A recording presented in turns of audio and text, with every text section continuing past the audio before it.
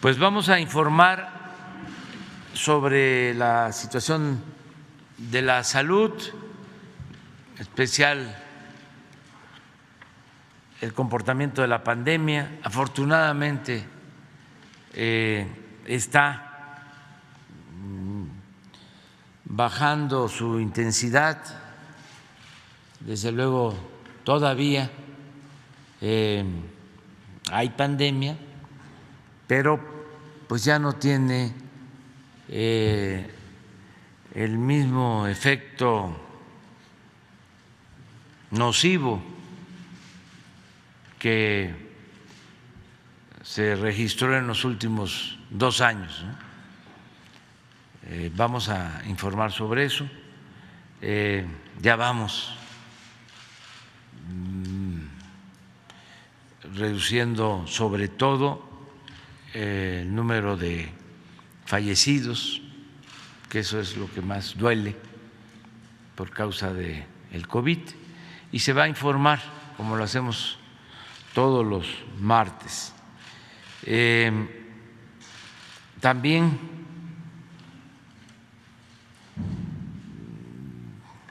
aprovecho para hacer un nuevo llamado. Hoy es el último día, pero como es hasta la tarde-noche, todavía en la mañana se puede comprar los cachitos.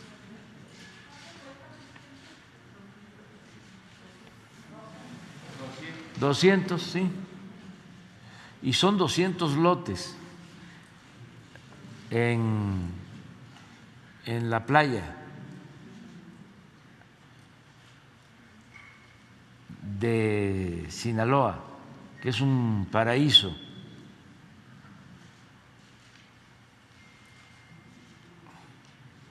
Playa Espíritu.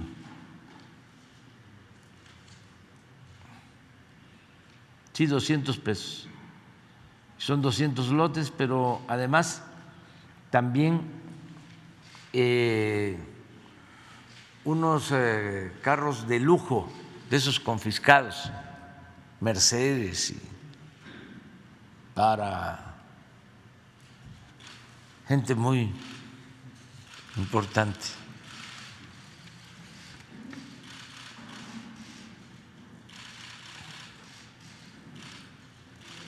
Que hay gente que tiene carros buenos y les gusta y lo merecen y los han comprado con su trabajo honrado.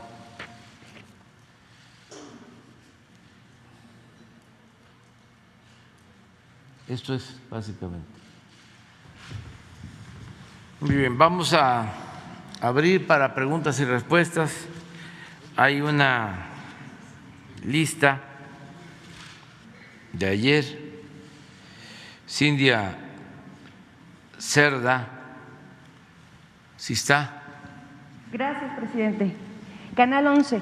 Presidente, después de la resolución de la Corte ayer, en el que se libera a Alejandra Cuevas, se absuelve a su madre, Laura Morán, ¿cuál es el mensaje de esta absolución? Después de ser un caso tan complicado, tan complejo mediáticamente, ¿cree que el audio difundido del fiscal haya contribuido para esta resolución de la Corte, en el cual pues se da la libertad a esta familia política del fiscal?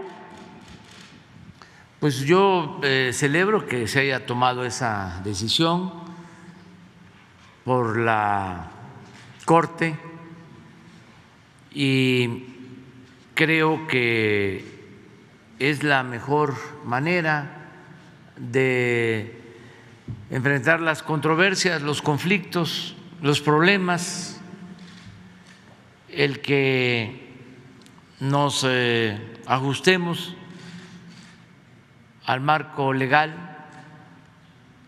y que prevalezca un auténtico, un verdadero Estado de Derecho. Antes esto no sucedía. Antes era Estado de chueco, no Estado de Derecho. No hace falta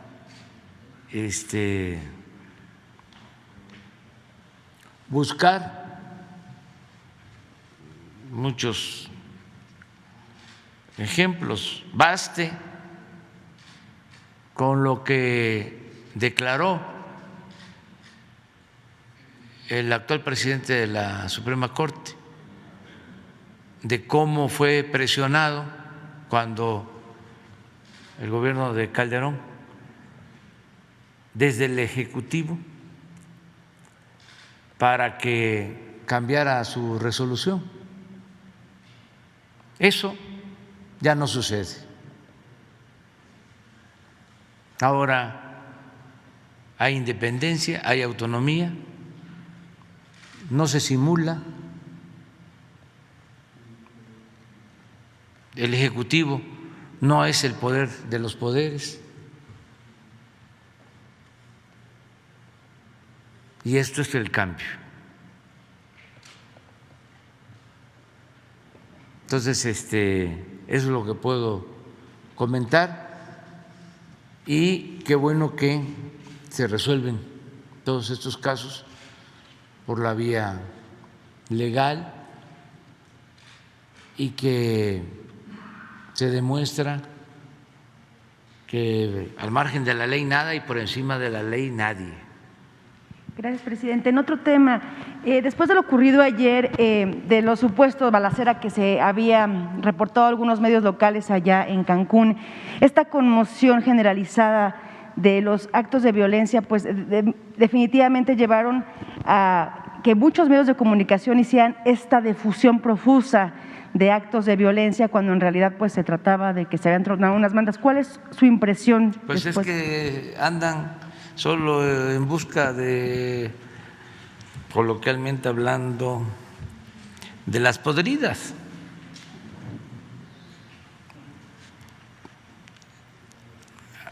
En eso andan. Entonces, inventan.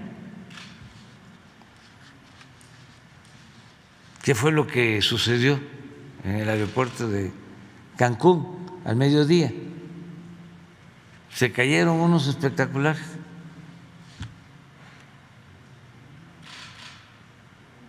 Y entonces se dio a conocer que era una balacera y que había habido después una explosión. Y como pues hay comunicación, ahora sí que al momento, por los teléfonos, por las redes, la gente que estaba ahí pues se asustó.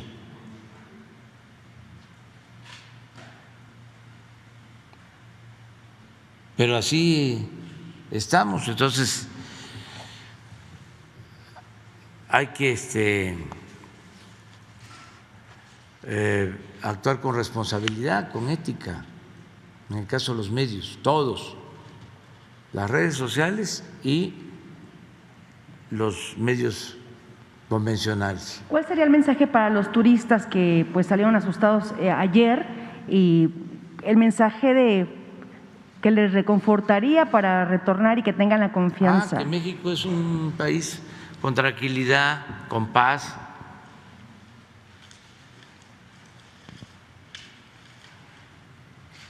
que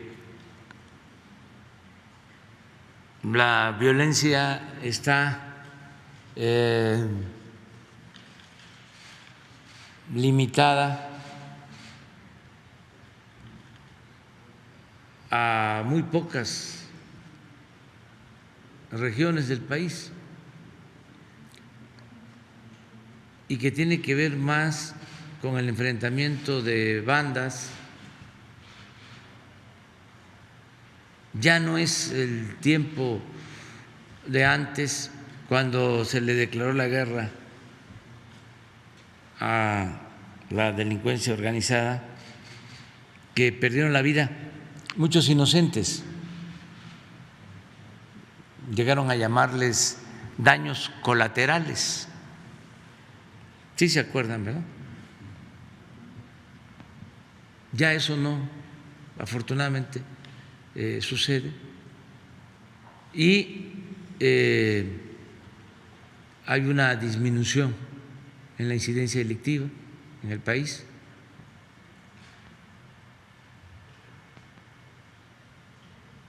En general. Entonces México es un país seguro y de gente buena y de gente trabajadora.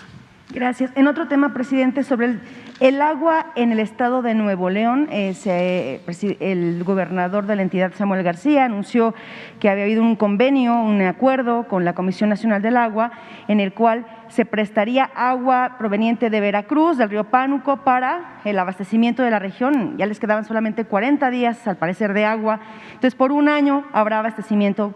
Sin embargo, el gobernador de San Luis Potosí ha mostrado su inquietud en qué tanto podría afectar este redireccionamiento del flujo de agua hacia Nuevo León. ¿Qué se ha resuelto? ¿Qué conocimiento tiene usted del tema? ¿Y cómo se va finalmente a dar solución a esta problemática de agua en esa entidad? Y si viene hoy el gobernador aquí a verlo, Samuel García, si nos puede confirmar.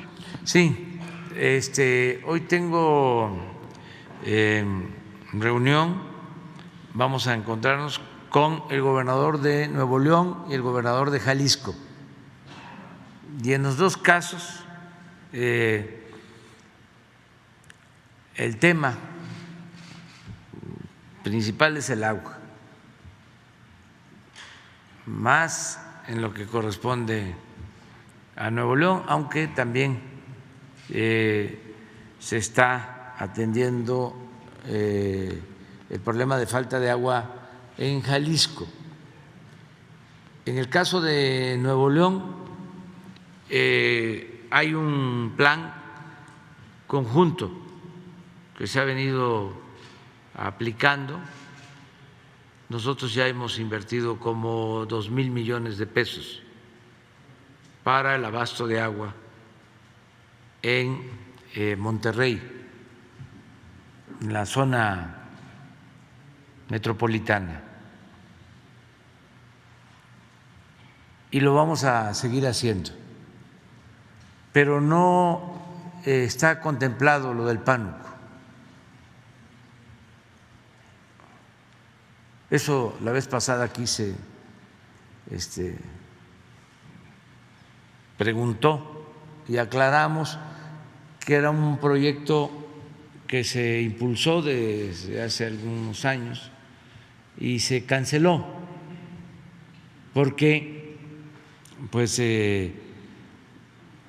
hay oposición en Veracruz, en Tamaulipas, en San Luis, en Hidalgo. Entonces se están buscando otras opciones. Ahí la inversión que se está destinando tiene que ver con la presa Libertad y con otros proyectos. Ha habido reuniones del director de Conagua con el gobernador y hoy voy yo a recibirlo para apoyar a Nuevo León. Hicimos ese compromiso desde que estaba el anterior gobernador y hemos estado cumpliendo. Y vamos a atender, si se necesita, con más recursos para resolver el problema del abasto del agua y también que se priorice sobre la necesidad, sobre el uso, sobre el abasto del agua, que antes que nada la gente tenga agua. Lo primero es el derecho al agua, es un derecho humano. Entonces, no dejar en segundo, en tercer lugar a la gente. poner por delante el abasto del agua a los domicilios, el agua de consumo doméstico. Y eso es lo que vamos a tratar hoy con los dos gobernadores y otros temas. ¿A qué hora viene? ¿A qué hora viene? Pues yo creo que va a ser a las 10 y a las 11. 10 y 11. ¿Primero 10? No tengo exacto. Muy bien. Entonces vamos con Carlos Guzmán. ¿Qué tal, presidente? Buen día, Carlos Guzmán de Aba Noticias de Veracruz. Tomando temas de salud, pero sí me gustaría antes comentarle una situación. El jueves pasado fui a cargar gasolina a su gasolinera que está ubicada ahí cerca de la Secretaría de Marina. Es una gasolinera que muchos del sur de la ciudad ocupamos para el tema de tener combustible litro a litro, pero me topé con el tema de que únicamente se vende Magna a la población en general, no se vende la Premium al público en general, porque dicen que es orden del secretario, que únicamente se vende a automóviles que tienen que ver con la dependencia con Secretaría de Marina. Ojalá y lo pudiera revisar, es un comentario. Y mi primera pregunta sería con respecto al tema de lo que ayer pasó. Le comentaba a mi compañero Diego Cedillo del decreto. El día de ayer se hace oficial de que finalmente se echa para atrás este decreto que permite a los funcionarios públicos hacer promoción en el tema de la revocación de mandato. Pedirle su opinión al respecto, señor presidente. Bueno, sobre la gasolinería de Marina, es de lo mejor que hay desde hace algún tiempo. Tiene fama y por eso hay filas de carros, porque no solo es buen precio, sino se entregan completo los litros. Entonces voy a ver por qué solo se vende Magna. Sí, regular. Sí, vamos a verlo, pero eso se va a resolver. Esa es una gasolinería que es ejemplo de cómo deberían de funcionar todas las gasolinerías. Esa gasolinería está en Coyoacán, ¿no? Sí, en Eje 2 Oriente y lo que es donde está la Secretaría de Marina. Sí, justamente. por la Secretaría de Marina, sí. Entonces lo vamos a tratar. El otro tema que tiene que ver con la decisión del Tribunal Electoral del Poder Judicial de la Federación con respecto al decreto que permitía a los funcionarios el promocionar la revocación de mandato, señor presidente. No sé qué resolvieron. ¿Anulan el decreto? Sí, como se lo comentaba mi compañero el día de ayer, Diego Cedillo, justamente es eso. Bueno, puede ser. No sé si tengan facultad. Es proyecto. Es proyecto. Ojalá y pues no prospere, porque cómo va a haber un decreto o cómo se va a anular un acuerdo del Poder Legislativo que tiene que ver con la promoción a la democracia y cómo un tribunal electoral va a estar en contra de que se difunda una consulta, un plebiscito, un referéndum. Es una paradoja, es contradictorio, es un absurdo, además de ser antidemocrático. Pero hay que esperar, a lo mejor todavía no está resuelto. ¿Ya lo aprobaron? Sí, ya está aprobado. Pues sí. Ya.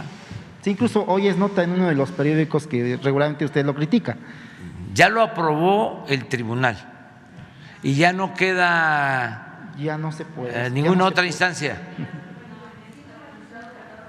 Ya es definitivo. Sí, es pues decisión del tribunal. Por eso era. Por eso hace falta una reforma. Ya vamos a hacer la propuesta. Había comentado que después de la revocación de mandato le iba a mandar. Sí, pasando el 10 de abril. Vamos a enviar una iniciativa de reforma a la Constitución para garantizar la democracia en México, que ya no haya jueces con actitudes tendenciosas en lo electoral. Esto es, que no haya consejeros, que no haya magistrados que no tengan vocación democrática, y también que se garantice el voto libre, secreto, que no haya fraudes electorales. Nosotros llegamos a la presidencia luego de luchar muchos años y de padecer fraudes electorales. Entonces tenemos que dejar consolidada la democracia.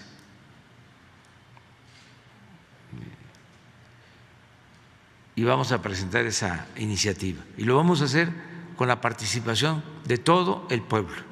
¿Al Senado o a la Cámara, presidente? A la Cámara de Diputados va primero. Y les adelanto, voy a proponer que sea el pueblo el que elija a los consejeros electorales y a los magistrados de manera directa. ¿Por voto? Con voto abierto. No, espérame. El pueblo va a elegir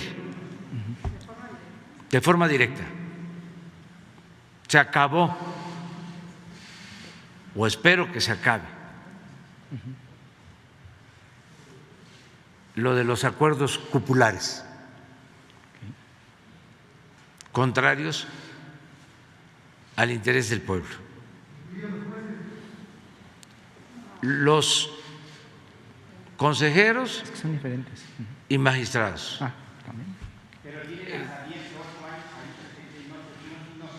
Pero ya vamos a plantear la reforma para que haya una renovación y que lo haga el pueblo. Los tres poderes van a presentar a ciudadanos verdaderamente independientes, de inobjetable honestidad. Cada poder va a presentar a 20 ciudadanos, 60 para el caso de consejeros y algo parecido en el caso de magistrados. Y esos 60 van a ser votados en elecciones abiertas. El que saque más votos, ese va a ser el presidente, buscando que sean mitad mujeres, mitad hombres.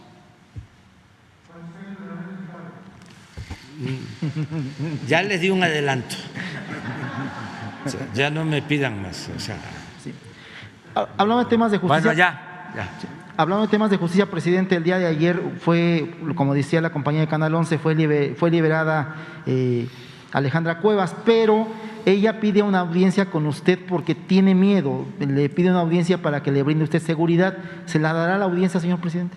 Ya di instrucciones hoy al secretario de Gobernación que establezca comunicación con ella y que se le ofrezca, que se le brinde toda la protección y todo el apoyo la van a buscar ya de inmediato, de mi parte. Y finalmente, aprovechando que está la Secretaria de Educación Pública, la jefa de gobierno había comentado hace algunas semanas en el tema de la educación de que ella era de la idea de que ya se regresara a clases todos los días. Es preguntarle, señora secretaria, usted es maestra de formación de aula, como pocas ha habido en la Secretaría de Educación Pública, pero el tema es justamente por conocer esta cuestión, esta idiosincrasia que se trata con los chicos, es preguntarle si ya se contempla justamente con el subsecretario Hugo López-Gatell el tema del regreso a clases ya diarias o la normalidad completa. Es preguntarle a ambos si ya se contempla esta posibilidad y para cuándo sería, señor secretario o señor subsecretario. Adelante, ustedes. Muchísimas gracias, por cierto. Gracias. Sí, gracias. Sí, pues buena pregunta. Efectivamente nos hemos conducido con ese respeto a la decisión de cada institución, como se ha marcado. Aquí nada es por la fuerza. Sin embargo, ahorita en atención a los resultados que se tienen por parte de salud, que ha habido una muy buena coordinación y estamos de manera diaria y al pendiente de cómo se dan los casos, sí ya hay las condiciones para que los pequeños ya estén y los jóvenes ya estén de manera ya normal. De hecho, sí adelanto, hay estados que ya están trabajando de manera normal. Ahorita que venimos en el transcurso del recorrido de la casa de ustedes aquí, pues vemos con mucho agrado que ya hay jovencitos que están esperando, como en otros momentos, su camión para venir aquí a la Ciudad de México, y cuando llegamos un poquito a las 7 de la mañana ya están entrando a las secundarias, a las primarias, jardines de niños. O sea, los pequeños y los jóvenes nos han dado una muestra muy grande de que, y los padres de familia, de en bicicleta, caminando, en camión, ya están llegando. Ustedes lo han visto, ya empieza a haber más movimiento en lo que se refiere al tránsito, porque ya se está a la normalidad. Yo creo que sí es importante, insistimos, más que nada porque viene la cuestión de atender la salud, no solamente mental, sino también física, y viene también la cuestión del rezago. Por eso hace rato les comentaba, vienen muchos retos, y en la medida en que esto ya se vaya haciendo de manera más rápida, eso va a permitir mejores beneficios para nuestros pequeños. Lo único que yo recomendaría es, como decía el doctor Hugo López-Gatell, también los convoco a los jóvenes de 18 años que ya no han hecho su refuerzo, que lo hagan, la vacunación, así como padres de familia, maestros que llegaran a faltar, pero sí ya estamos en condiciones de estar, y yo insisto, ya la gran mayoría ya está trabajando de manera normal. Eso sería mi comentario. ¿Perdón? ¿A partir de cuándo sería el regreso? Después de semana. Pues ya están, o sea, de hecho, a mí me da mucho gusto, porque en las visitas que hemos hecho, fui a Nayarit, por ejemplo, he estado en Chihuahua, hemos tenido la oportunidad de visitar escuelas y ya están trabajando de manera normal.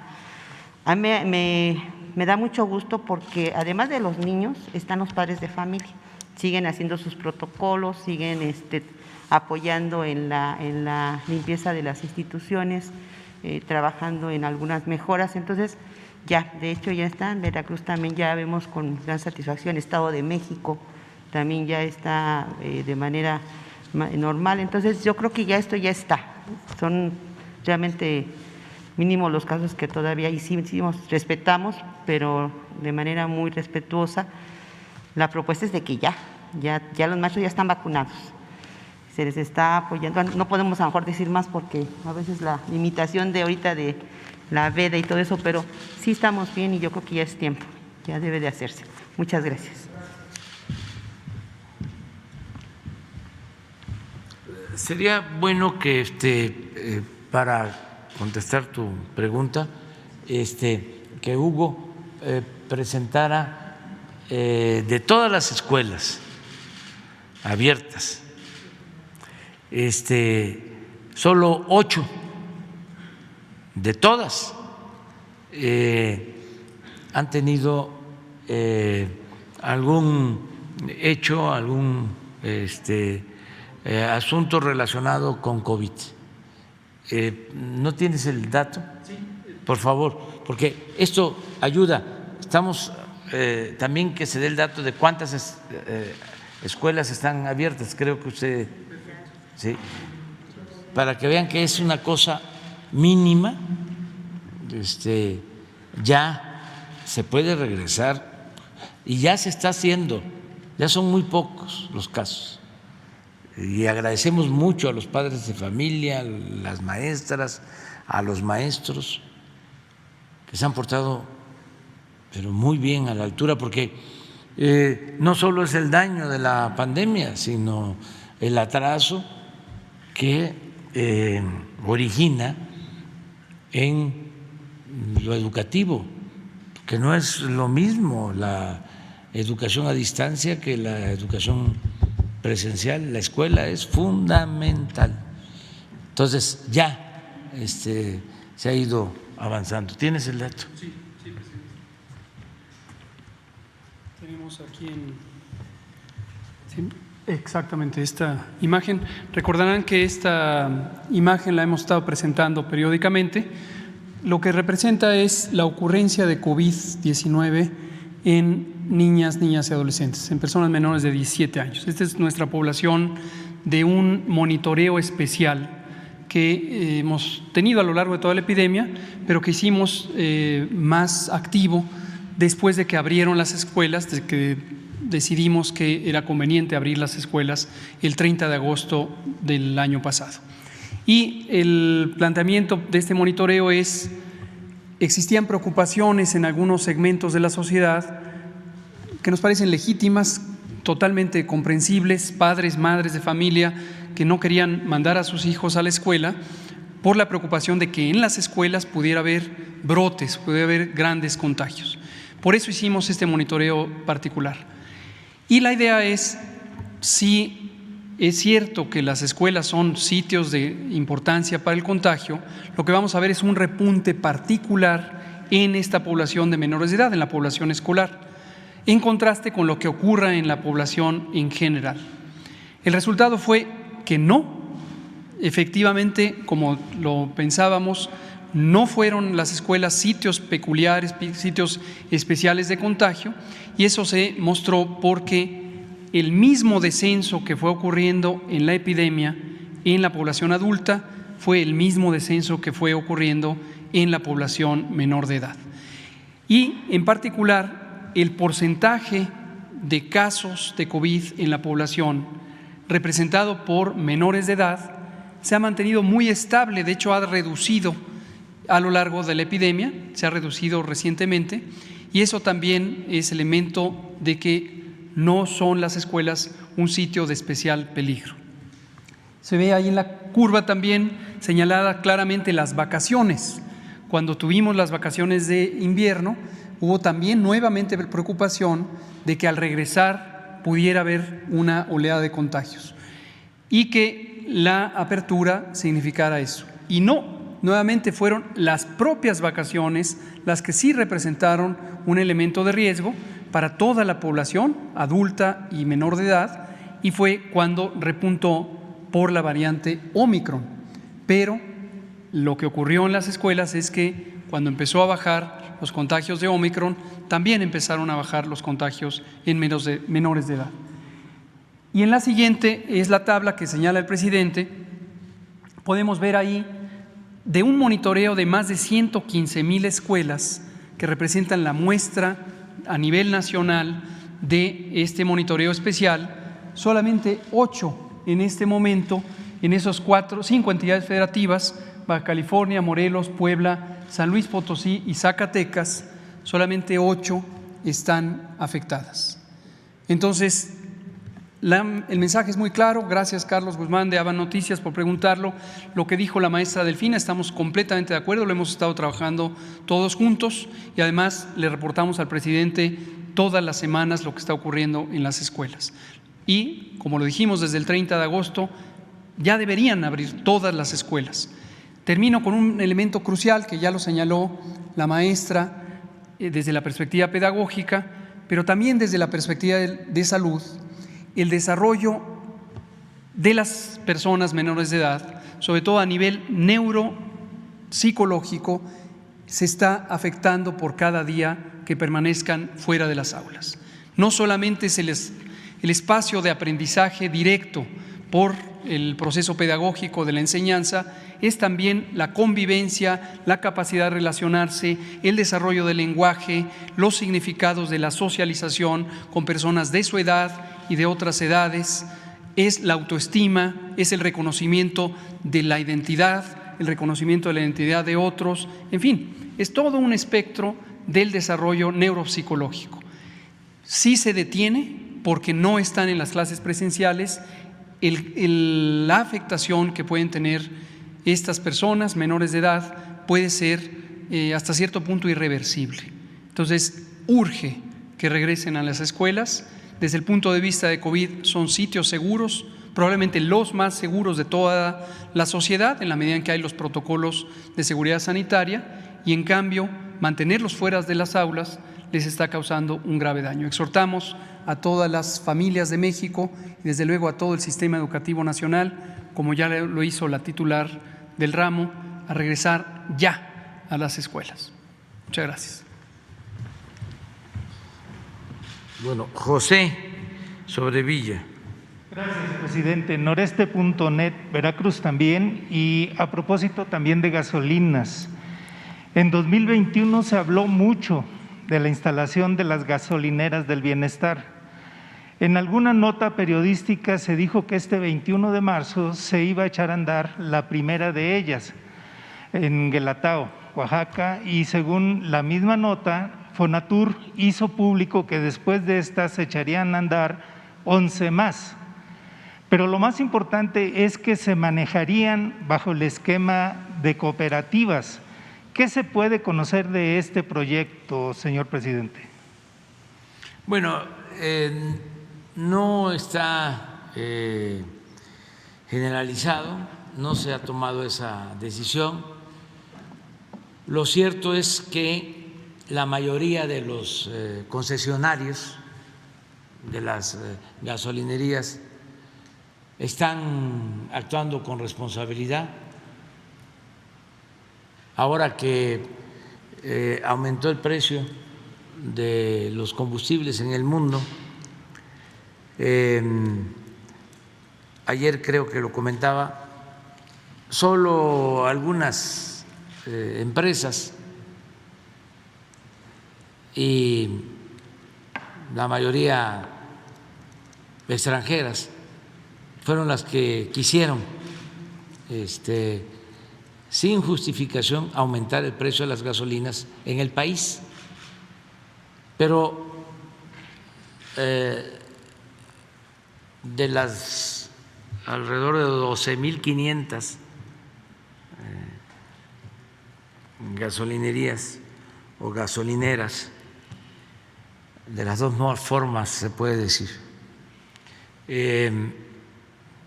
se portaron muy bien, se han portado muy bien. Por eso ni siquiera hemos planteado lo de los precios máximos, como se tuvo que hacer en el caso del gas. ¿Sí? Sí se podría impulsar el que con cooperativas se puedan atender estas gasolinerías, y hay forma de que con Pemex se pueda llegar a acuerdos. Hay lugares muy distantes donde si la gente se organiza pueden tener sus bombas y pueden tener ahí la distribución de combustible si se ponen de acuerdo con Pemex. En el caso de Guelatao ya está la gasolinería. Ahora estuve por allá. Lo que pasa es que me estaban invitando a inaugurar y no se puede. Pero ya está. Hay un video, a ver si lo encuentran, en donde me paré a la entrada de Guelatao y me estaban invitando a pasar a la nueva estación de distribución de combustible. de los que andan en la red. La podría tomar como mal el INE, yo creo. Ah, sí, también, es cierto. Mejor no lo ponga. No me vayan a cepillar. Ok, Sí, pero bueno, esa es la explicación. Ok, presidente, gracias. En diversas ocasiones usted se ha referido al modelo de inversiones de asociaciones público-privadas, las APP, como un esquema corrupto manejado desde la Secretaría de Hacienda, donde recomendaban a estados y municipios, a empresarios para la realización de obras que salían hasta 5 veces más caras. Y tenía usted razón. Incluso en un video mañanero usted citó el caso del Hospital de Zumpango en el Estado de México como ejemplo. En Veracruz, da pena decirlo, en la administración de Miguel Ángel Yunes se promovió una APP llamada NL Technologies SADCB para suministrar alumbrado público que finalmente fue a costos de inversión triplicados con un financiamiento fuera del mercado. Por ejemplo, Tuxpan, se tuvo una inversión de 64 millones de pesos y a los 10 años se ha tenido estipulado un pago de más de 250 millones de pesos por el concepto de mantenimiento, pago de luz, instalaciones de videocámaras en sitios públicos y servicio público de Wi-Fi. Ninguna de estas dos últimas se han cumplido y además la inversión no ha sido la que se convino, pues los costos de las luminarias han sido pagadas a más precio, pero no todos se han dejado. Tuxpan le canceló el contrato después de que hubo una requisa que hizo que le revocaran la concesión y también solicitó a la Secretaría de Finanzas del Estado la cancelación del descuento de sus participaciones a favor de un fideicomiso, dada la decisión del Cabildo de dar por terminado el contrato por incumplimiento. Sin embargo, desde diciembre pasado al día de hoy, que el ayuntamiento tuxpeño solicitó la cancelación de los descuentos, estos se han seguido haciendo, no solo ahí, sino en muchos de los municipios que tienen contrato con esta empresa. Lo que estimamos corresponde a una suma de 25 millones de pesos por mes, es decir, alrededor de 100,000 millones de pesos a la fecha. Todo esto para proteger los intereses de los bancos y del contratista en perjuicio del pueblo y que suponemos el gobierno del Estado no está enterado. Por cierto, en Mascuspana esta misma empresa quedó muy mal el año pasado. ¿Cómo podría participar la Federación en casos de corrupción como este, señor presidente? Pues están arreglando todos estos casos. Era la práctica más usual. El gobierno no estaba atendiendo las necesidades de la gente. El gobierno era como una oficina de negocios al servicio de una minoría rapaz. El gobierno era un facilitador para los negocios jugosos de empresas, de corporaciones, de bancos. Todo era negocios, como le llaman en el argot de la delincuencia de cuello blanco, business.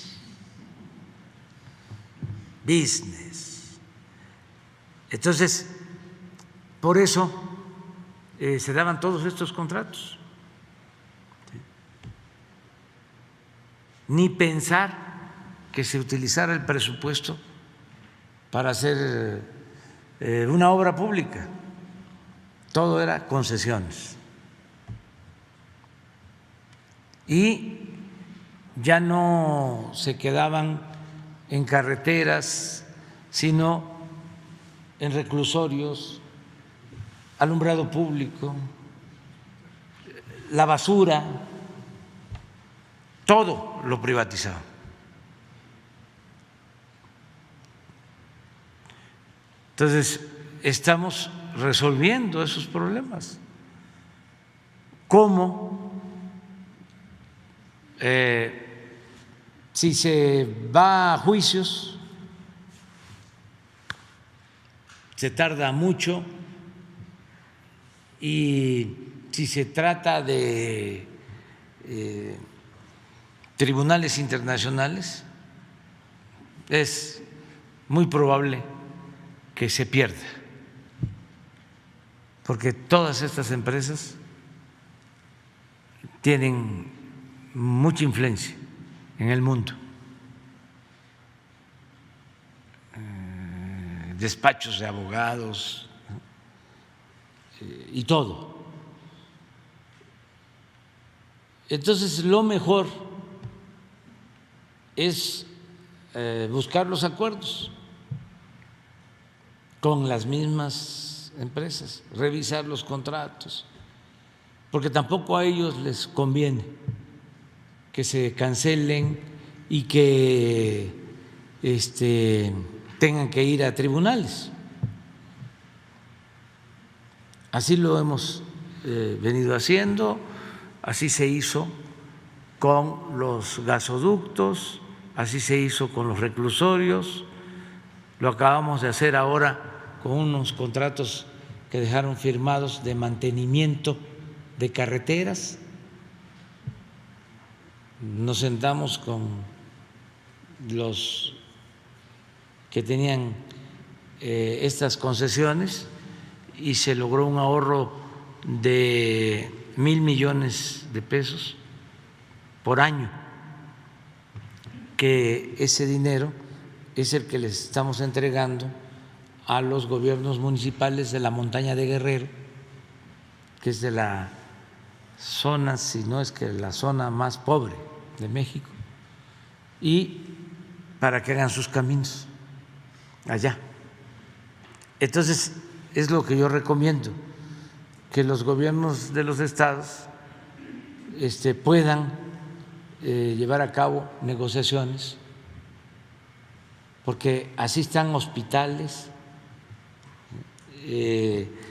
Ya hablé de reclusorios, lo que estás mencionando de las luminarias, incluso edificios de oficinas que se entregaron mediante este procedimiento se llama asociación pública-privada. La verdad, un abuso, porque no solo cobraban caro la obra, sino ganaban en el financiamiento, porque son obras a pagar en 10, 15, 20 años, pero establecieron intereses elevadísimos. Entonces se terminan pagando hasta 10 veces lo que cuesta una obra. Y esto lo hacían desde Hacienda, estaba permitido. Le decían a un gobierno estatal: si contratas esta obra mediante este mecanismo con esta empresa,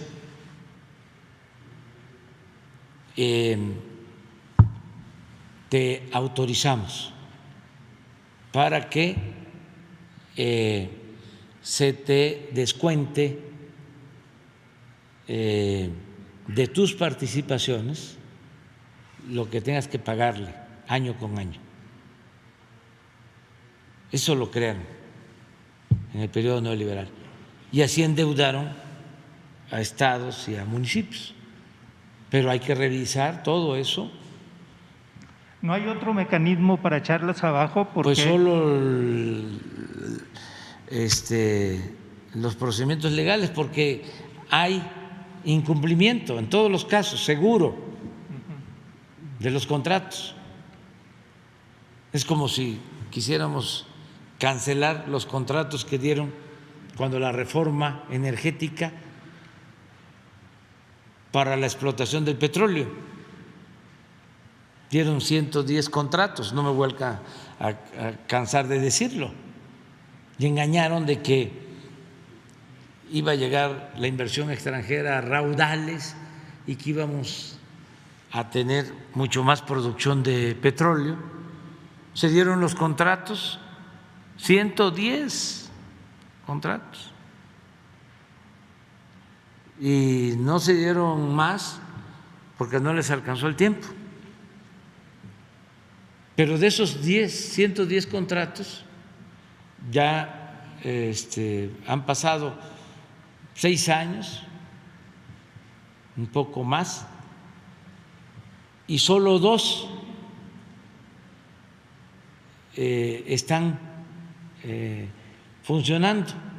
En solo 2 hay inversión.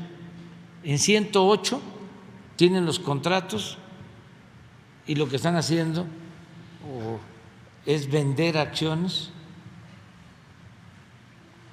de las concesiones que recibieron. Entonces, si quisiéramos, ya ven cómo se quejan, ¿no?, de que no hay confianza y que no hay Estado de Derecho y que se asusta la inversión. Pues si fuésemos estrictos, ya hubiésemos cancelado los 108 contratos, y tampoco y no lo hemos hecho, porque ¿para qué? Afortunadamente, como no les dio tiempo, solo abarcaron el 20% de toda la zona petrolera. El 80% quedó bajo el dominio de la nación, y con el 80% estamos sacando adelante la industria petrolera. Lo mismo en el caso de la minería. No hemos cancelado una sola concesión, y podríamos hacerlo porque se les entregaron las concesiones y no han invertido absolutamente nada. Son como las famosas tierras o bienes de manos muertas de la época de la Reforma. O sea,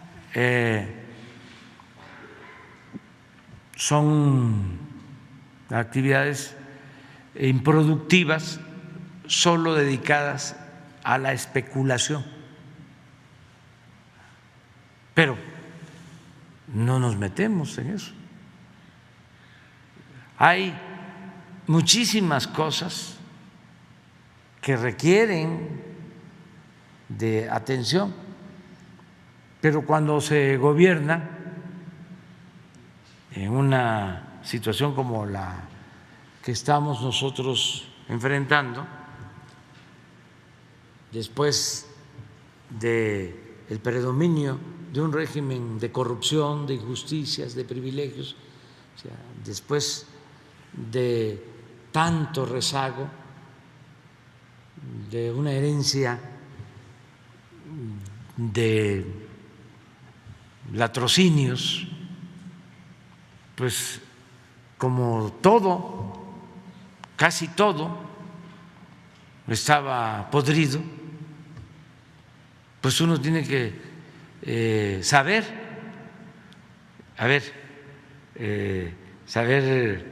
priorizar.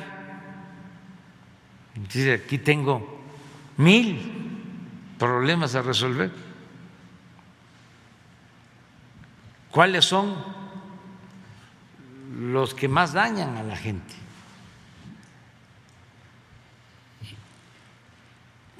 De todos. Y a esos vamos a enfrentar. Sabemos que existen los otros, pero ya vendrán otros gobiernos. Nosotros vamos a enfocarnos a lo fundamental. Por eso, ¿cuál es lo más prioritario? Acabar con la corrupción. El que no se permita la corrupción, el que se garanticen las libertades en el país, que haya un auténtico Estado de Derecho y que se atienda al pueblo y en especial a los pobres. Entonces, eso, nada más.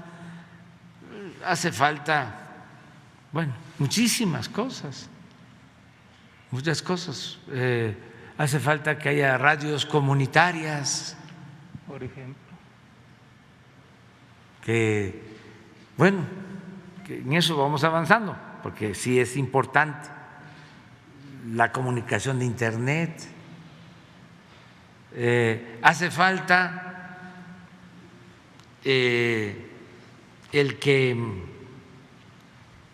se mejoren los salarios de los maestros. Estoy consciente de eso. Estamos buscando la manera de ayudarlos. Claro. Les voy a dar un dato. Como ha venido aumentando, como nunca había sucedido, el salario mínimo. Bueno, de 40 años a la fecha no había aumentado el salario mínimo como ahora.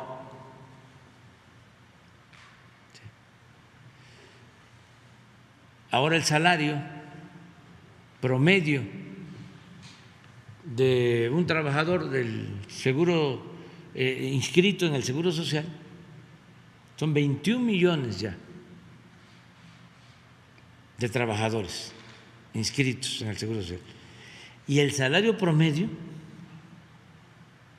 a ver si tienes ahí el dato, es 14,300 pesos mensuales de los trabajadores. Y el salario promedio de un maestro es 12,500.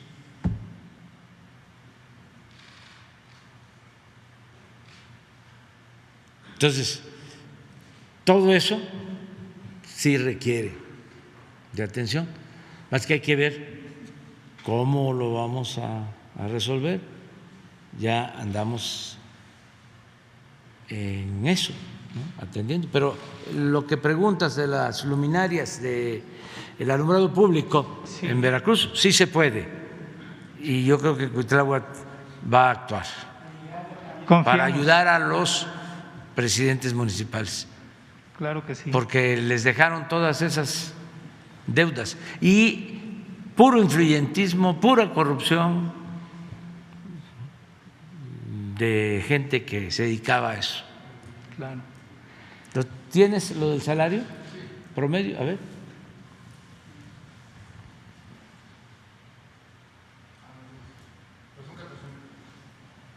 No.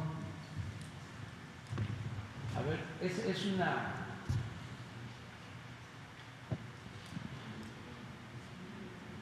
Hay otra.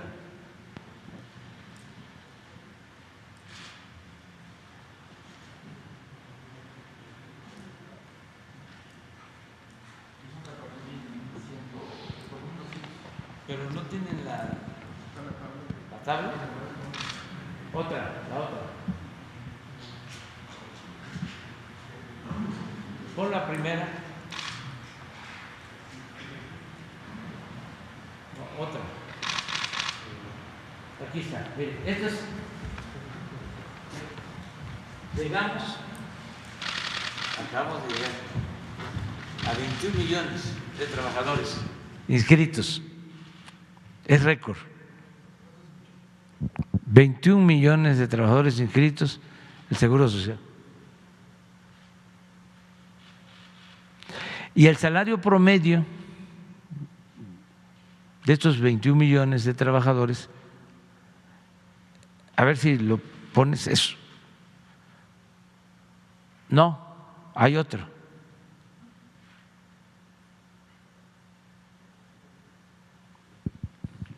Otra, a no ser que me haya yo confundido, pero no creo. Sí, 14,300, pero sí, 200, hay promedio. Y el caso de los maestros, decía yo, 12,500. Ya la maestra se puso contenta aquí por lo que viene. Muy bien.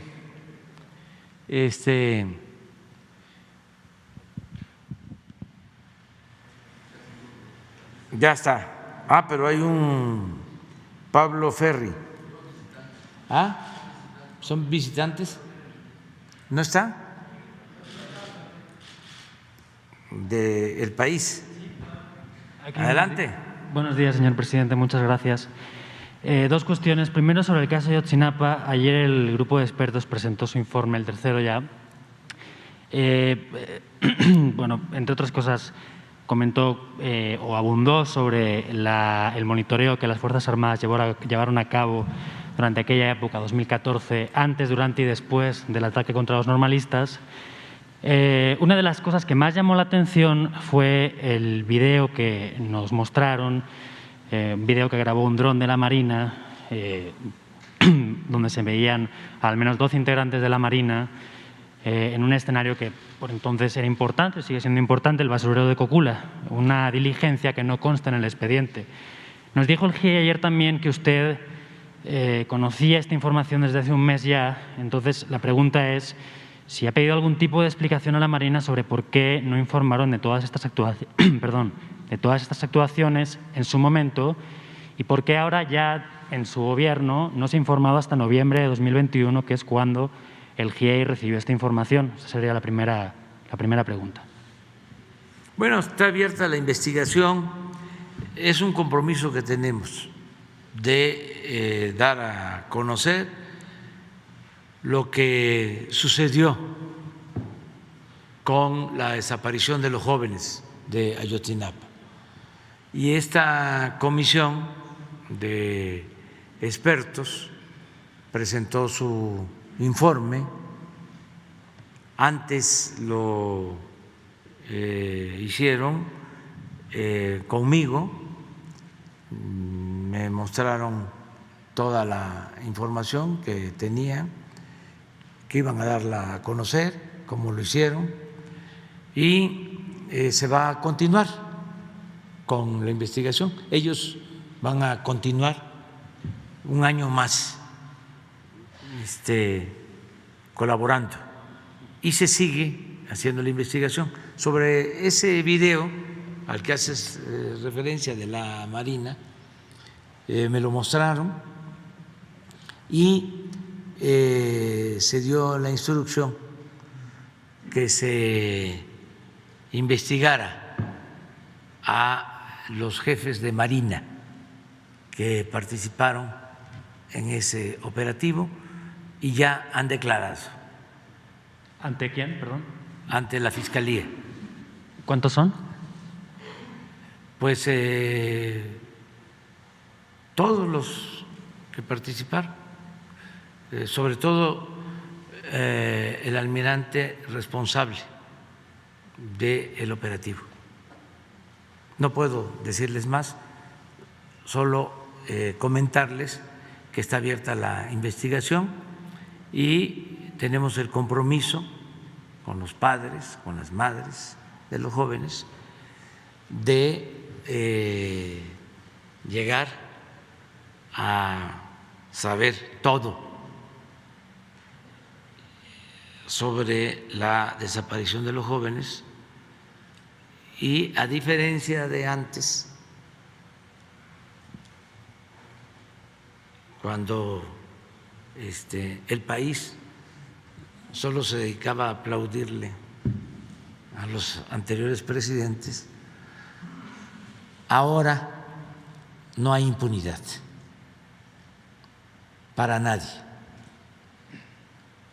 El GIEI criticó también la resistencia durante esta administración de las Fuerzas Armadas a entregar información, a pesar de que usted mismo, a través de después de las peticiones del GIEI, instruyera de nuevo que se entregara toda la información necesaria. Pero incluso ayer, después de que se entregara parte de la información que ellos requerían, insistieron en esto. ¿A qué cree usted que se debe esta resistencia, incluso después de que usted insistiera en que se entregara toda la información? Se está entregando toda la información, se ha entregado, se han abierto los archivos como nunca y no se oculta absolutamente nada. Es que se lo pregunto porque, si usted recuerda, en octubre del 2021 la Comisión Presidencial divulgó a instrucción suya comunicaciones interceptadas a integrantes de Guerreros Unidos, que es el grupo delictivo que supuestamente estuvo detrás en parte del ataque contra los muchachos, y policías municipales de la zona de Iguala. Estas intercepciones las hizo el Ejército. Esto probaba que Sedena había estado monitoreando a Guerreros Unidos y a personas alrededor de esta red criminal durante el ataque y después, ¿no? Sin embargo, Sedena, después de estas dos comunicaciones que ustedes mismos o la Comisión Presidencial divulgó, no ha dado más información en este sentido. La pregunta es, ¿usted cree que es factible o posible que el Ejército solo tenga transcripciones de estas dos comunicaciones, que no interceptara mensajes o llamadas de esos u otros integrantes de las redes criminales de la región en esos días u otros? Toda la información del Ejército se ha puesto a disposición de la Comisión y de la Fiscalía Especial. Y esa es la instrucción que tienen y la están cumpliendo. Bueno, ya por último, sobre el caso Gertz, la familia política de Alejandra Cuevas ha sostenido este año y medio que ya ha estado en prisión que el fiscal general presionó para que la Fiscalía de Ciudad de México procesara a las dos mujeres, Alejandra Cuevas y a su madre Laura Morán, que era la pareja de Federico Gertz. La Fiscalía de Ciudad de México, además, que había archivado la denuncia del fiscal Gertz contra ellas por el asesinato de Federico Gertz, en 2016 y 2017, hasta en dos ocasiones, cambió de criterio ya con el fiscal al frente de la dependencia. La pregunta es, ¿en qué posición queda el fiscal tras el fallo? O sea, ¿cree usted que puede seguir y debe seguir al frente de la Fiscalía? Pues yo pienso que si existe esa información o ellos tienen esos elementos, deben de presentar una denuncia y confiar en las instituciones. Pero su confianza en el fiscal, aunque usted ni le pone ni le quita… Yo tengo confianza en el fiscal y tengo confianza en el presidente de la Suprema Corte de Justicia y en otros ministros. Ahora actuaron muy bien en este caso y así espero que sigan actuando todas las autoridades.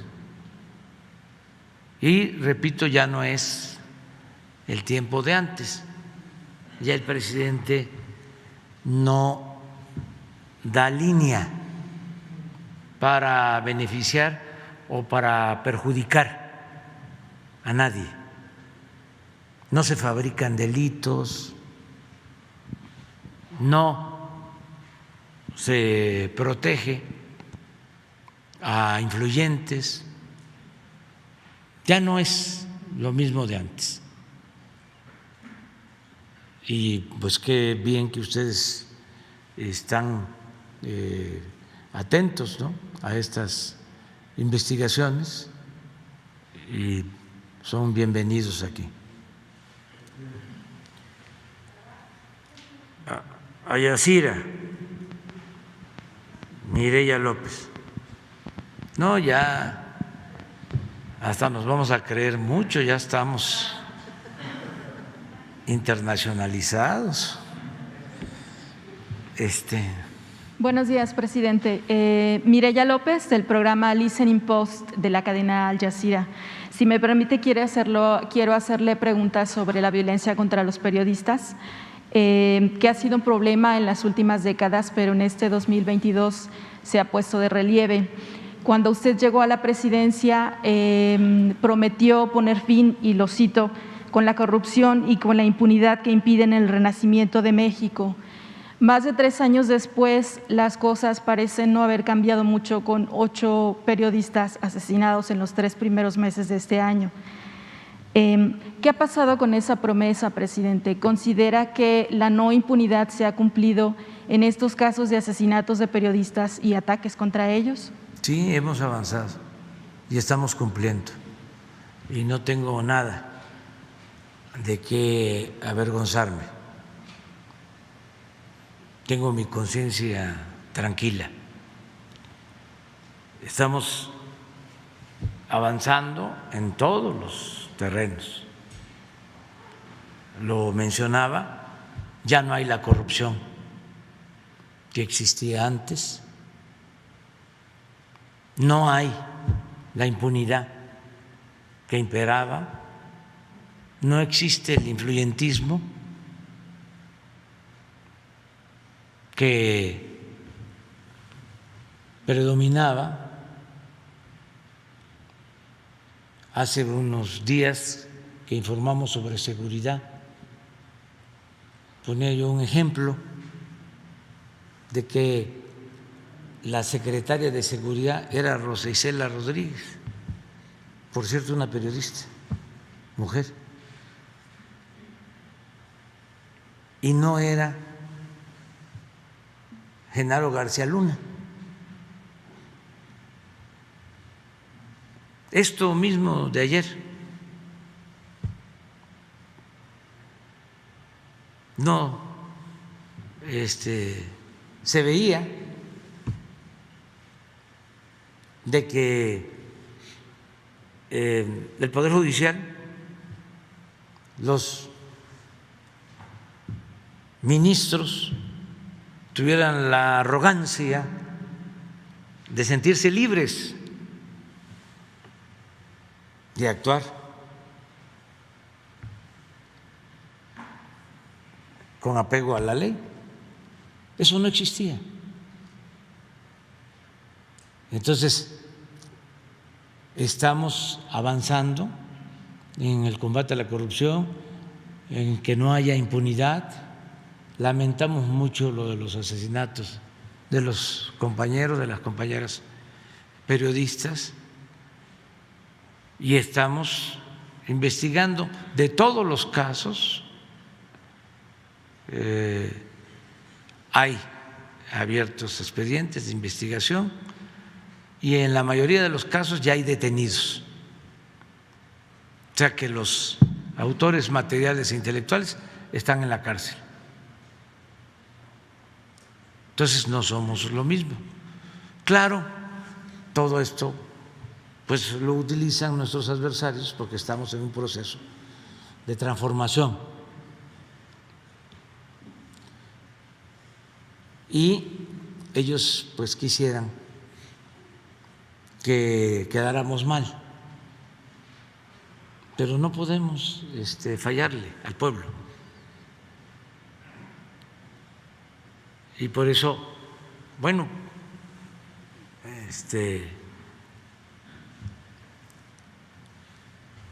utilizaron hasta el Parlamento Europeo.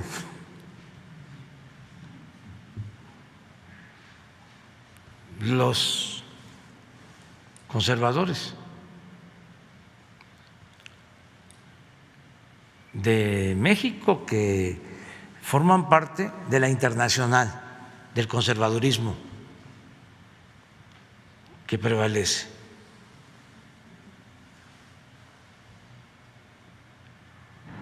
Y por eso pues muchos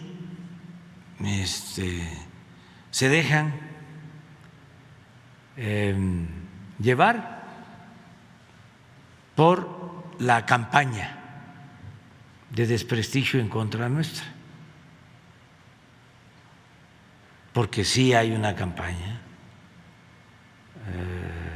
en contra de lo que representamos. Y no solo en México, Esto sucede en Argentina y sucede en Chile y sucede en Colombia y sucede en Estados Unidos y en todos lados, en España, en todos lados. Es un asunto que hay que tratar, no nuevo, lleva décadas, siglos, el predominio de una prensa o medios de información al servicio de minorías.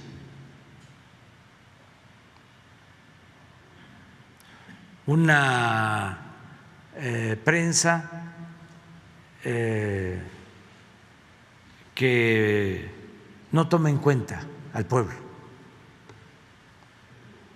que no recoge los sentimientos del pueblo, que solo representa a los grupos de intereses creados. Pero es mundial, no solo es el Reforma o el Universal, es el Washington Post, y el New York Times y el Financial Times y el País. ¿Quiénes son los dueños del país? Pues puros empresarios, accionistas de grandes corporaciones. Entonces, ¿qué defienden esos intereses? ¿Por qué están enojados con nosotros? Porque ya Repsol o Iberdrola no pueden robar como lo hacían antes. Entonces, eso es lo que hay que debatir, papel de los medios de información, y incluir lo que sucede en las redes sociales. Por ejemplo, lo de la compra de los bots, de cómo con dinero difunden una calumnia, una noticia falsa y logran colocarla en trending topic mundial.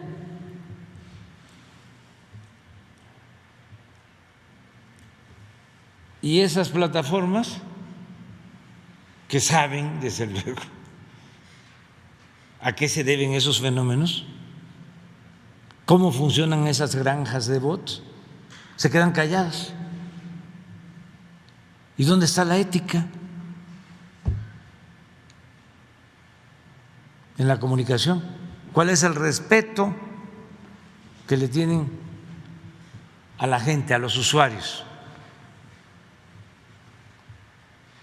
¿Por qué no hay apego a la verdad? ¿Se puede calumniar impunemente? ¿Se puede seguir manteniendo la máxima del AMPA, del periodismo, de que la calumnia cuando no mancha tizna, o calumnia porque algo queda?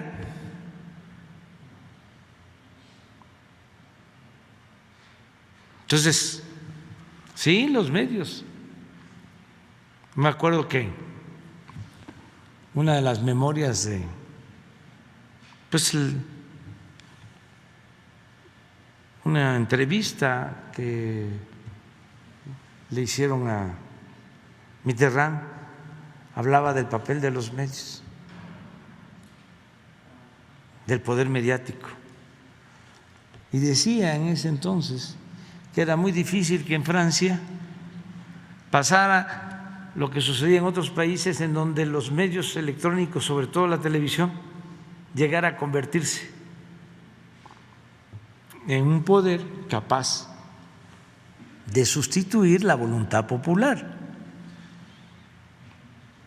Falleció Mitterrand, gran presidente,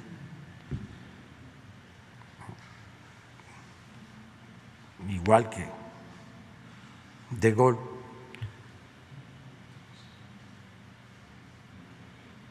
Y en Francia y en otros países, pues llegó la televisión y llegaron los medios electrónicos y se avanzó más en la desinformación.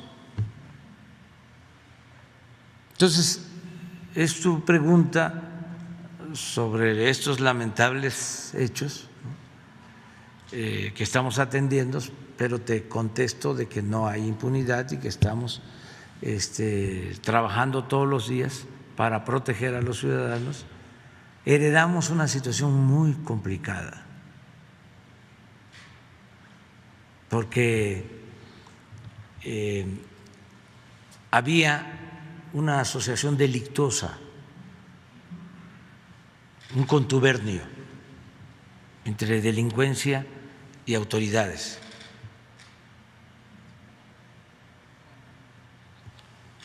No sé si han visto ustedes reportajes o alguna serie de Netflix sobre García Luna y Calderón. No hay, ¿verdad? ¿Sí hay? Pues es eso lo que heredamos. Entonces lleva tiempo, ¿sí? Ir cambiando. Nos ha costado sobre todo enfrentar el problema de los homicidios. Avanzamos en robo de vehículo, avanzamos en evitar secuestros, en robo en general, pero iba creciendo cada vez más el homicidio, muy vinculado con las bandas de la delincuencia organizada, y ya logramos detener ese crecimiento y hay, aunque sea todavía incipiente, muy poca, una tendencia a la baja. ¿Y cómo le estamos haciendo?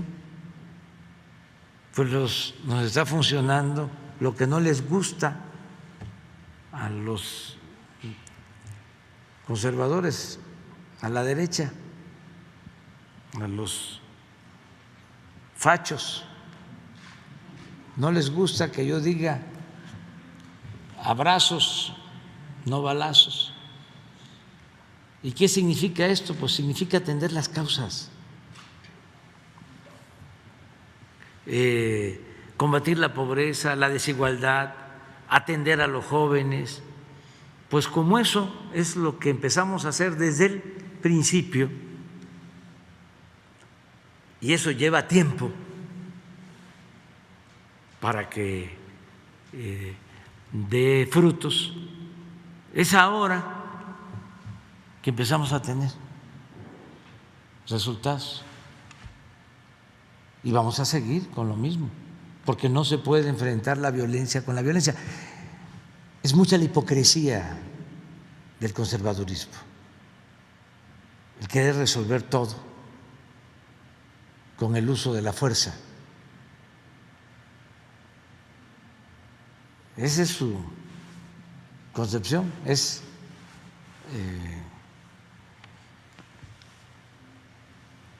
mano dura,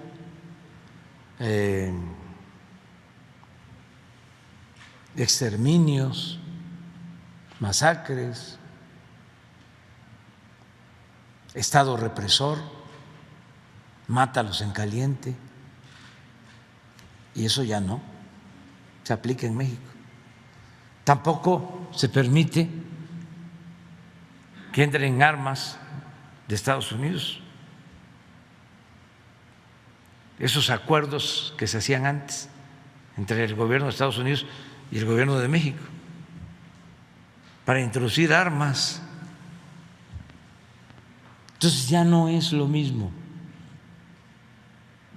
Cuesta mucho que lo reconozcan nuestros adversarios porque pues somos distintos, son dos proyectos distintos, contrapuestos de nación. Ayer hablaba yo de que Loret de Mola pronosticaba que iba a estar el dólar en 35 pesos, ¿no? Él aclaró de que es apócrifa esa publicación, ese mensaje, y está en las redes. Y puede ser apócrifo, pero es lo más cercano a su pensamiento. A mí me tocó escucharlo, tengo la grabación, el día que se votó para decidir qué hacer con el aeropuerto del Lago de Texcoco. Y su comentario fue en el sentido de que el dólar se iba a ir a las nubes. Y creo que ayer vi otro, a ver si no es apócrifo, de un señor Zuckerman, que es también ultra derechista, casi fascista, con todo respeto. Lo van a escuchar ahora, porque ese no hace más que atacarnos, pero es obsesivo.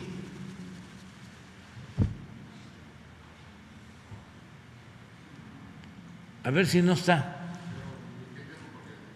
Es de… No, está en todo en contra, pero sobre el dólar, que está incluso, parece que en una entrevista, o está entrevistando al director del Economista, de un periódico especializado en finanzas y en economía. Es de antes de que tomáramos posición, pero también un pronóstico así. Ya ven cómo decían de que iba a ser México como Venezuela, con todo mi respeto al pueblo de Venezuela, a todos los venezolanos, porque también eso es una falta de consideración a los pueblos, ¿no? El estigmatizarlos. Cuando había la violencia del narcotráfico en Colombia y se hablaba con un colombiano, se le veía así, con malos ojos, ¿no? Son pueblos buenos.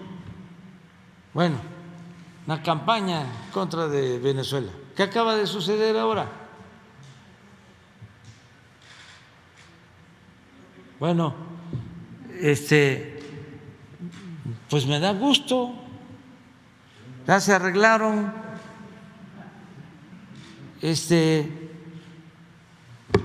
Ya Chevron va a extraer 1 millón de barriles diarios de Venezuela. ¿Y dónde quedó el pleito?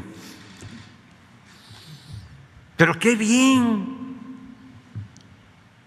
que se acaben los conflictos. Entonces, aquí la apuesta era de que nos iba a llevar el tren. Y no nos ha llevado. Ni siquiera nos ha arrastrado nada. Pero en la pandemia, O sea, la economía, la seguridad. Ahora que estamos inaugurando obras contra las obras, salen los pseudoambientalistas, además con mucho dinero de por medio, estas campañas financiadas. Dice un actor, es que yo no recibo sobres amarillos. No, son transferencias electrónicas. Ya eso del sobre amarillo ya pasó de moda. Saben que cuando eran los sobres amarillos había un periodista famoso de la época del chayote, porque ahora ya está más sofisticado. Ahora ya se convierten hasta en empresarios inmobiliarios. Pero antes, en las campañas, cuando dominaba un partido, los llevaban en camiones a los periodistas, ya después eran aviones, y a Nueva York y a París, pero en aquellos tiempos eran en camiones, en las giras, y había uno que era muy famoso como periodista, pero dormilón, y se subía al camión y a roncar. Pero pasaban con la bandeja de los sobres, iban entregando, y estaba dormido, pero hacía así, y le ponían el sobre y hacía así, faltan 100. Eso se llamaba piquete de ojo, o sea, le sacaban al sobre los que repartían. Entonces, pues ya eso del sobre ya es historia, ya es otra cosa. ¿No lo encuentran?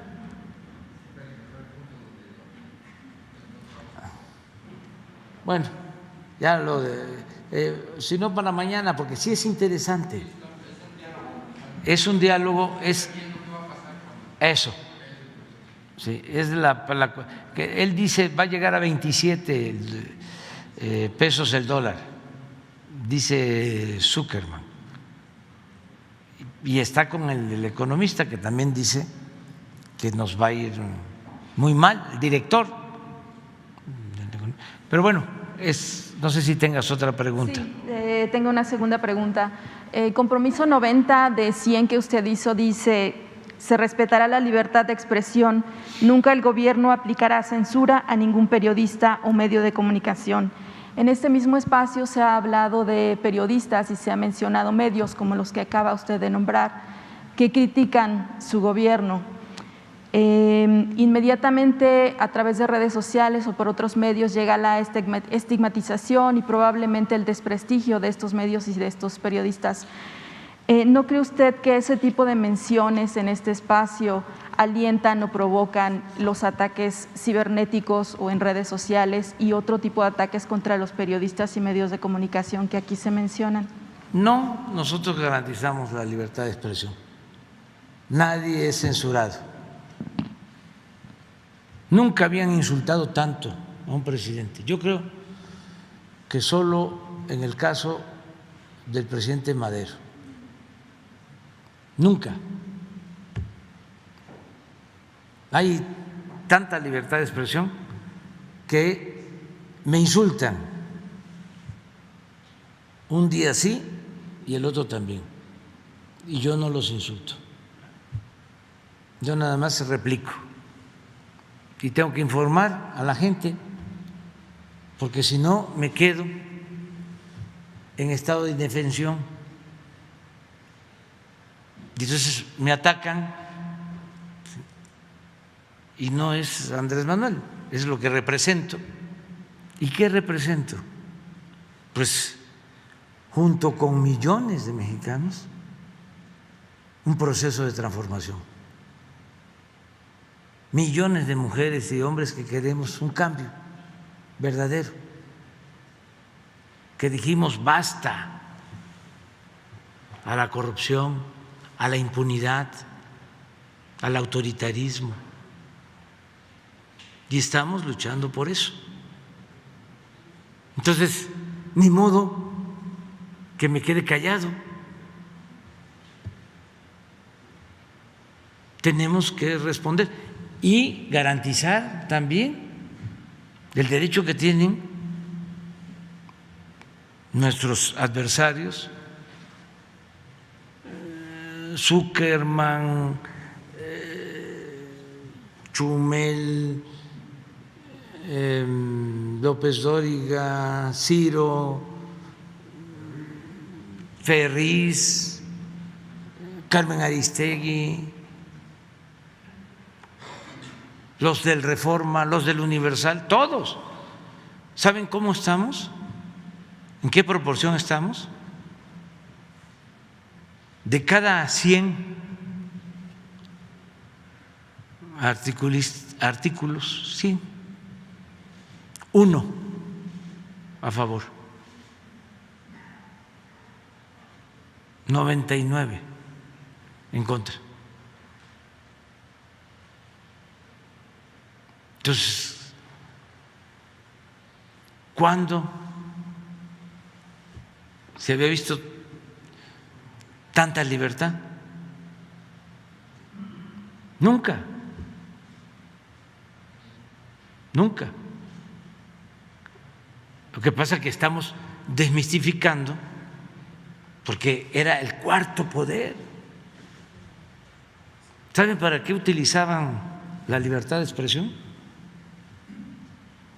Para hacer negocio, para robar. Las grandes empresas tenían sus medios de comunicación, o tienen, para protegerse y someter al poder público y recibir contratos y créditos y prebendas. Eran parte y siguen siendo de los grupos de poder económico y de poder político, que se sentían los dueños de México. No se podía tocar a ningún medio de información, porque no se podía tocar al intocable. Se llegó al extremo de que antes los medios estaban al servicio de los presidentes y luego los medios llegaron a imponer presidentes.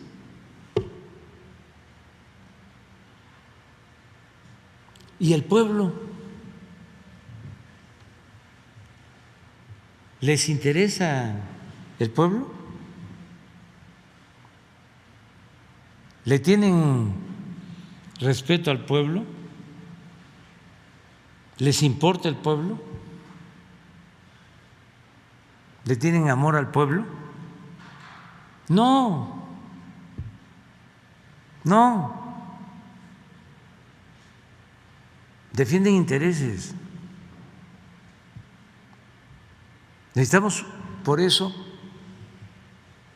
una transformación, un cambio profundo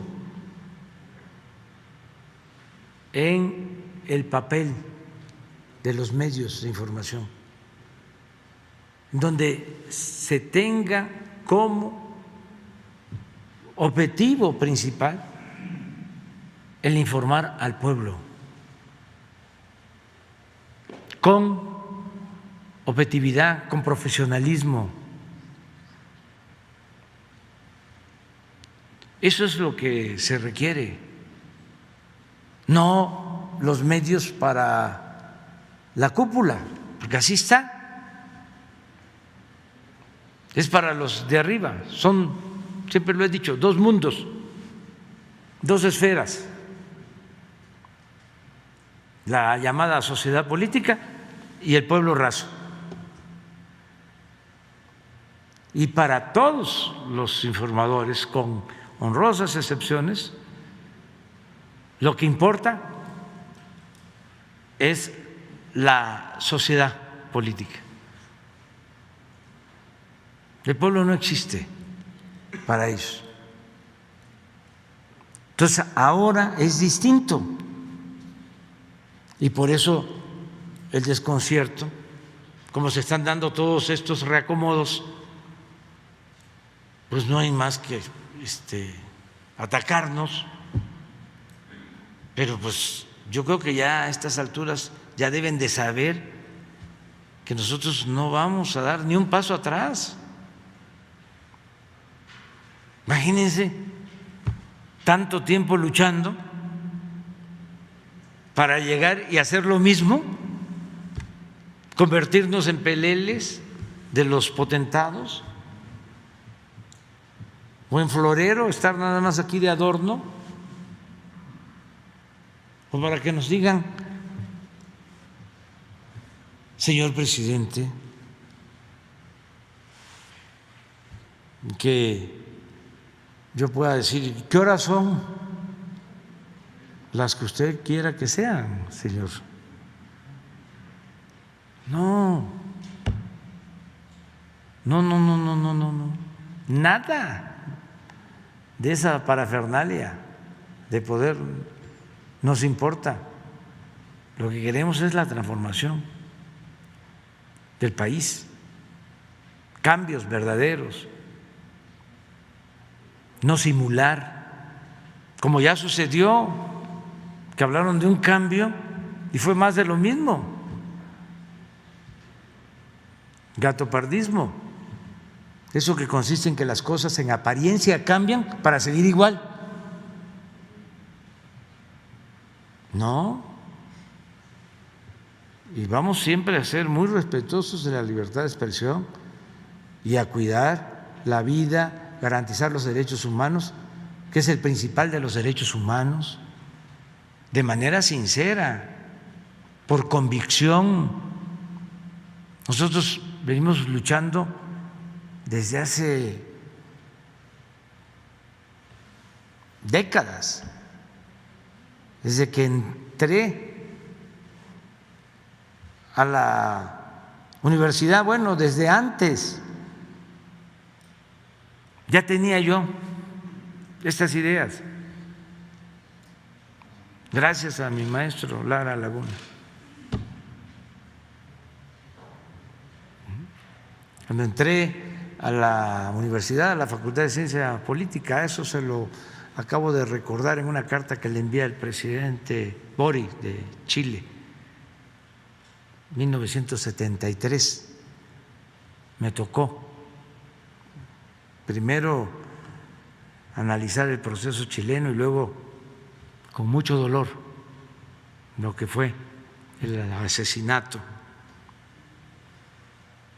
del que haya perdido la vida un gran presidente, Salvador Allende. 1973, estaba yo en primer año en la Facultad de Ciencia Política y vivía yo en la casa del estudiante tabasqueño, aquí cerca, la colonia Guerrero, la calle de Violeta. Vivíamos 80 que nos daban alimentación y hospedaje, una beca. Y cuando se dio el golpe, yo y dos compañeros más pusimos en el pizarrón un manifiesto, escribimos. Entonces, no es de ahora, llevamos ya muchísimo tiempo en esta lucha y no vamos a traicionar al pueblo. ¿Ya está? A ver, miren eso. Dependiendo del mensaje que mande López Obrador también. Oye, pero pues es que sí es un chorro, ¿no? O sea, ya no hay tanto margen para ir para abajo, pero sí hay mucho margen para que de una devaluación, pues yo te diría casi abrupta del peso mexicano, ¿no? Si López Obrador gana con amplio margen y no hay tratado.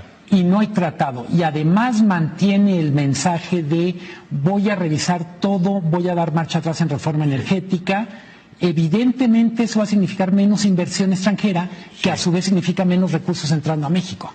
Y se puede ir ahí hasta 27, 25, 27. Ahí está. Qué bueno que no se cumplió el augurio. Bueno, muy bien. Nos vemos mañana. Ya